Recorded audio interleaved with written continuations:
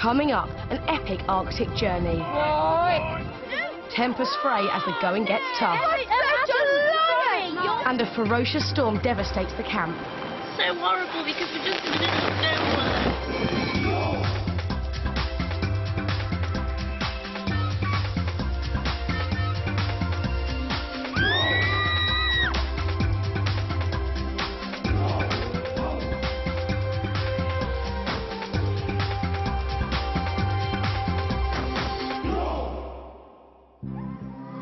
It's the last evening at Sirius Arctic Base Camp before the team head out into the wilderness on their main expedition.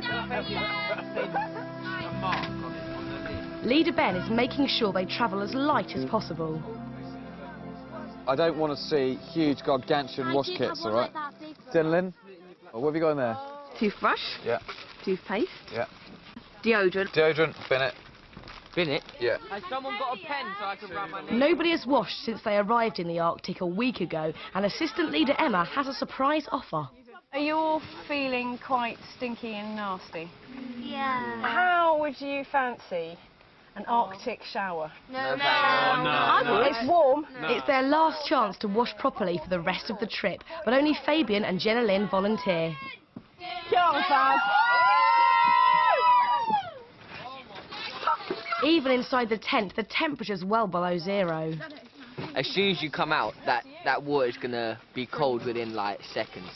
So I would just rather stay how I am, nice and warm. If I'm stinky, so not nothing to do. This is lovely and hot. This is a perfect temperature. Right, hot water and soap. Jenny, what's it like? Oh, that's luxury. It's lovely. Thanks, Emma. Spirit. The 2-week expedition will be extremely tough, travelling more than 100 miles by dog sled to a remote glacier. They'll be helping scientists check on global warming, vital research to help the endangered polar bear. It's going to test them all to the very limit. Good morning. Good morning, you all right? Morning. I take it that everyone slept well then. The last night of decent sleep. Lewis, is there movement there? Matt is not moving at all. Matt, we know you're in there. Come on, give him a shove. Matt. I think we've put them through quite a lot this week, and this tent is really cold. It's -10 in here most of the time, but they see this as a nice warm home. And so we've acclimatised them, I think, and they've mentally got prepared. Too nice. They're just about there. It's whether they're prepared for the duration, I think. I can see maybe a few people heads go down going, I don't know whether I can cope with this. These next few weeks are the ones that are really going to count. This is the ones that are essential to helping the polar bears and the glacier and everything. So I'm like raring to go. It's going to be really exciting, but I think it's going to be really, really scary as well, so I'm feeling a bit, nervous about that. I reckon it's going to be quite tough. It's going to be really challenging. I don't think anyone is quite prepared for what's up ahead. The next 14 days is going to be very, very hard. We're going to need to pull together as a team, all right? Now, it's a big breeze. Make sure you haven't got any skin exposed, all right? Because once we get out into the bay, it's going to be very, very cold indeed. Everyone up for it? Yeah.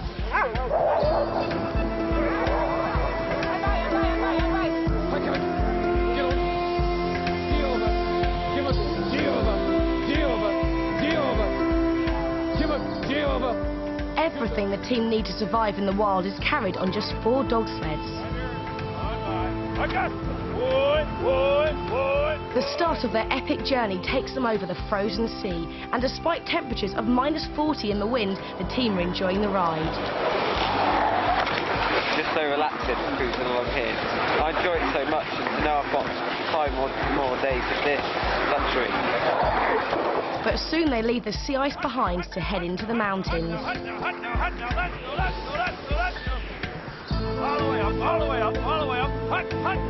Their route takes them over stunning frozen lakes.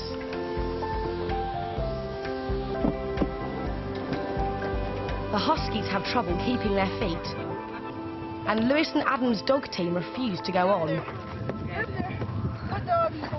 Good dog. No, get down, just run.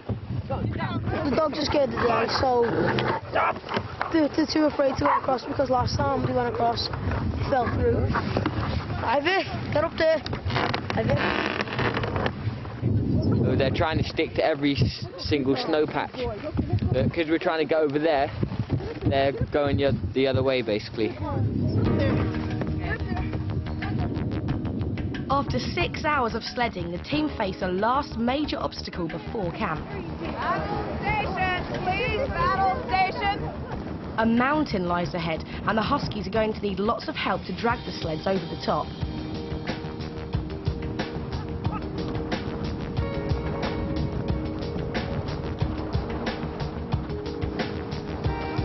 Jennielyn struggles to keep up with her dog team. It was very, very, very tiring, and the snow was really deep, so it was like soaked you up like a sponge. The wind was terrible. It really picked up and blew the snow everywhere. I think that's what made it hard. Lewis is finding it particularly difficult. He's getting no help from his partner Adam, who's on the sled sheltering from the icy wind. And Adam was just sitting on the sleigh. And I said to him, Adam, you're going to have to get up. The dogs can't pull you, yeah? And he just wasn't moving. He literally wasn't moving. I told him about 5 or 6 times, and he didn't move. I kept on getting shouted at by Lewis. And I knew why he was shouting at me. Because I don't think I was, like, pulling my weight. Like, I don't think I was doing enough. He tries to do more to help, but starts to feel really ill. I think it's just breathing, really. I've never had the problem before, but when I get to the top, I'm going to have something to drink. So I think that'll make me feel better. A final push takes everyone safely to the top, but the climbers highlighted the extreme difficulty of what they've taken on. That is definitely the toughest we've had to go through on the sledge, but I reckon there's going to be some more patches like that throughout the trip, so I'm just going to have to get used to it, really. Ready?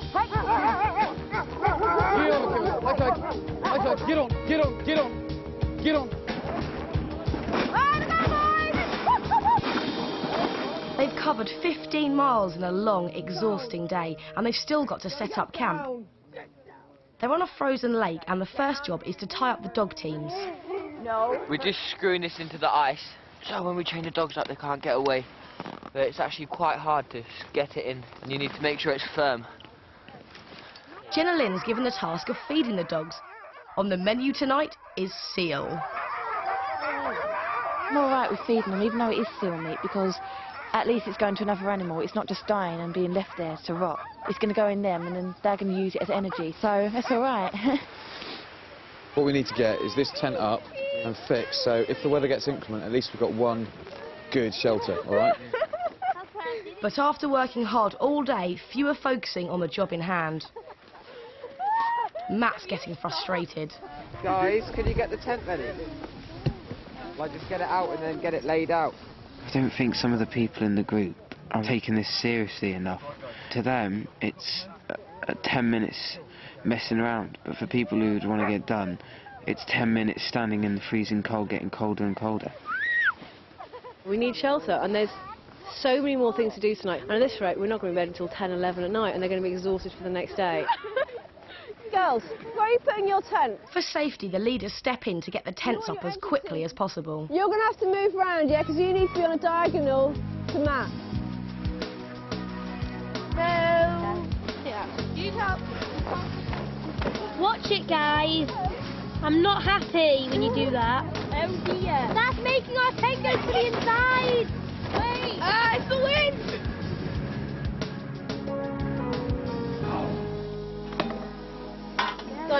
Guys. Did I not say you're not supposed to light the stoves without me here? For starters, we're not lighting it that close to the tent wall. You're in a really flammable tent. Turn all the gas off, please. Just turn it off. Turned it off. Ben said we have to have something boiling. We have to keep topping up. All their water comes from snow, and it's 10 o'clock before enough is melted to make supper.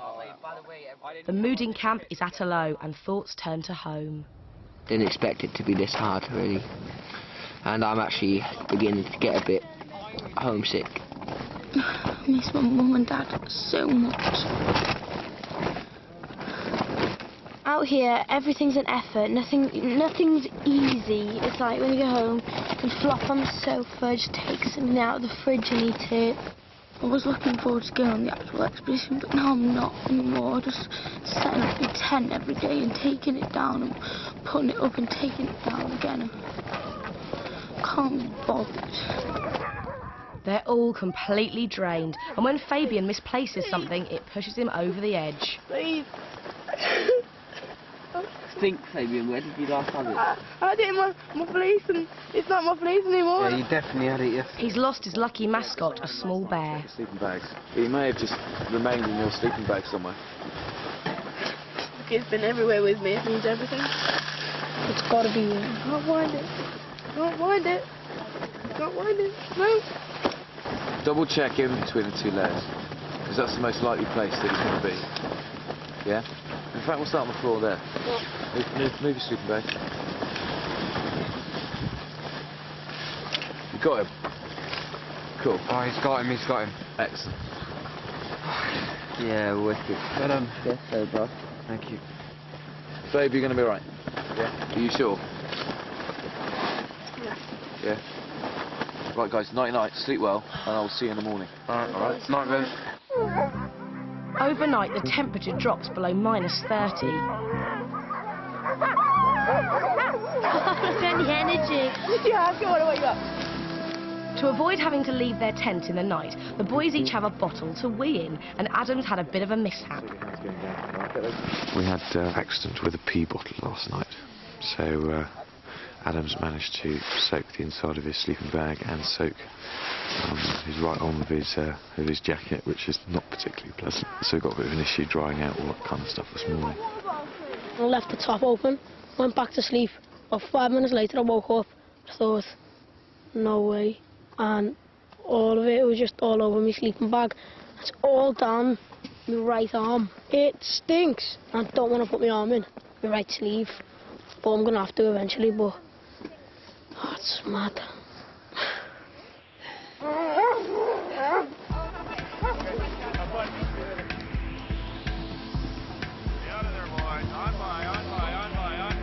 There's a lot of ground to cover once more.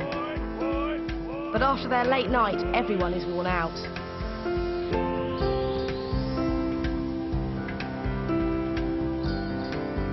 Lewis is fading fast.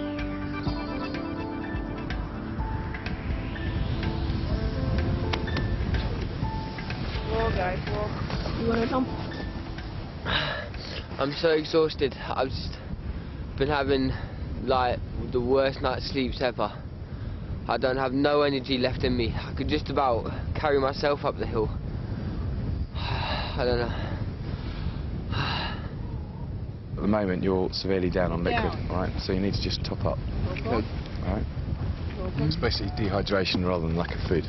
It's just out of fluids, and liquid is energy. I'm getting a bit better. I can actually really feel it, actually. Keep taking that liquid, all right? Trying my hardest on the sled to do as much as I can. It's not that I'm not trying, it's just I'm a bit really tired. It's been a tiring day for everyone, so I just fell asleep briefly. Emmy, all right? I feel really tired. I just feel like dead drowsy. They'll need to wake up fast for a tricky section of the route coming up ahead. It's going to require maximum effort to hang on tight when we're actually navigating all the rocks and boulders on the downhill stretch. Just give it a shove. So it's going to go now. Okay. Come on, let's go. Good dog. Now go ha. Denali, over. Good dog. Get over! Emily and Alex narrowly escape an accident. Break. Good show. Good save. But Jennielyn and Courteney aren't so lucky.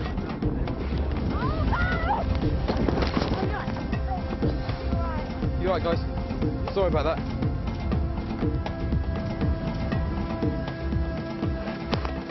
Another day, another camp to set up in the Arctic wilderness. And the girls are finding it hard to put in ice screws with their tent ropes. We're in quite deep snow, So we have to dig all the way down to the ice, which is about like a foot down. Come on, Alex, put your back into it. Lewis has a simpler solution. This is what we're going to use tonight to keep our tent in, because there's enough snow to keep these in. All you have to do is pack this down and put a lot of snow on top, and then it's strong enough to stay in. The girls' team is sceptical. Oh, that's good, isn't it? They come out straight away. Our tent will stay up and it doesn't blow away somewhere. Hope you all wake up with no tent over it. The girls dig for more than an hour but can't find any ice to put their screws in. The biggest thing is that where they started looking for ice, there was no ice. And that's why the girls are behind at the moment. Reluctantly, they have to go over to the boys' system, which is working well. And you can wipe that smirk off your face, Lewis. I did tell them, and yeah, they didn't listen, so fault really. They're shattered and very cold. Tempers quickly start to fray. They did it wrong, yeah, so we did them the favour of moving the thing. But now we can't, now we've got the problem. Well, then why don't we turn the sled round so it's like that instead of like that? Well, that's what we tried to do at the beginning, but you wouldn't listen. No! You're Just because we finished before they do, they think that it's our problem and that's our fault if their tent's not put up quick enough. That's what I said, I'll come help you, then you said no. Well, we've had no help from the boys. All they've done is laugh and talk about us, and it's really, really getting on our nerves. No, you're moving in the wrong direction now. They never helped us, so why should we help them? None of you help us anyway. You're meant to be our team as well. It's a joke. There's like no point in this. Everyone's just shouting at each other, and instead they should just get some work done and stop bothering the other people and stop shifting the blame. Guys, don't everyone get so stressed, yeah? Just calm it down a bit, everything will be fine.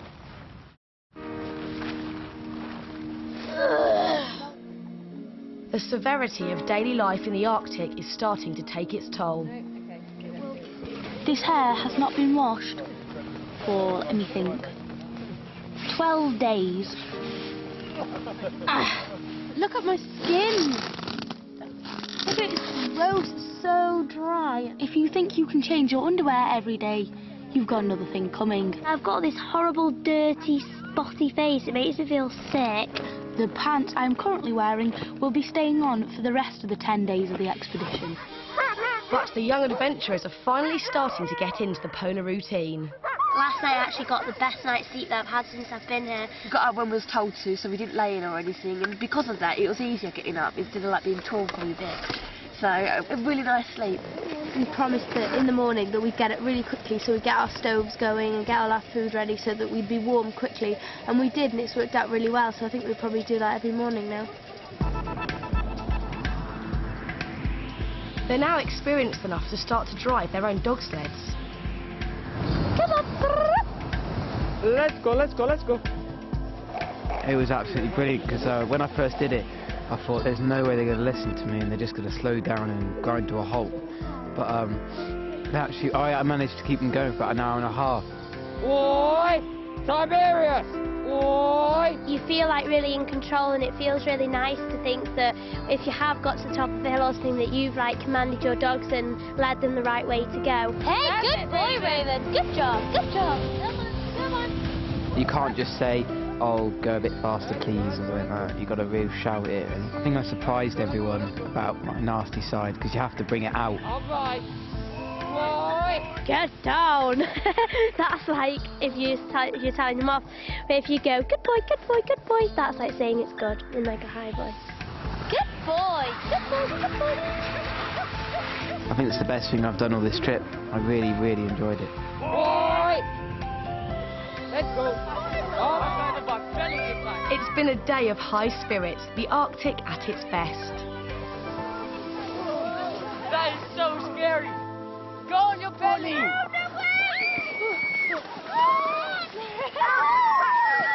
And this time they all pull together to get their camp set up.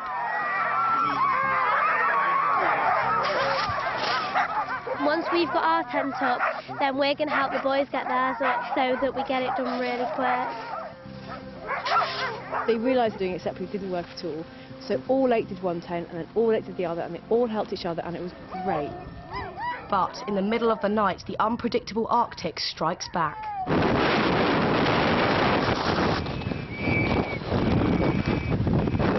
A ferocious storm rips through the camp with winds of up to 100 miles an hour.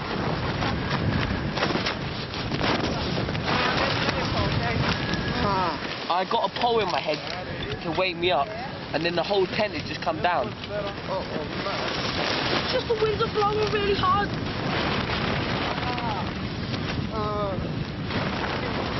The winds have suddenly got up, they're gusting so fast that I'm being pushed over. And the girls and boys' tents, the big pyramid tents, can't handle the wind. It all lifts me up. It's really, really quite harsh at the moment. The whole tent was just like collapsed, and it's so horrible because we're just in the middle of nowhere. As the storm rages on, their tents are being torn to pieces.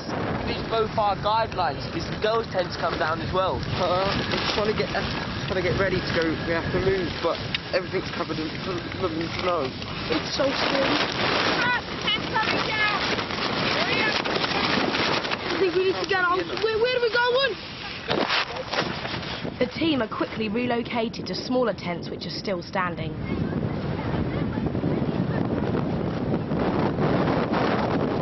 It's been the most horrible night of my life.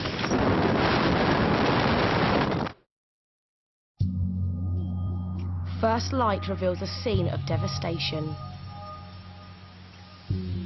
I think we must have had 100-mile-an-hour gusts last night, and some of these tents have been to the Antarctic, they've been to the North and South Pole, and they've never had this happen to them.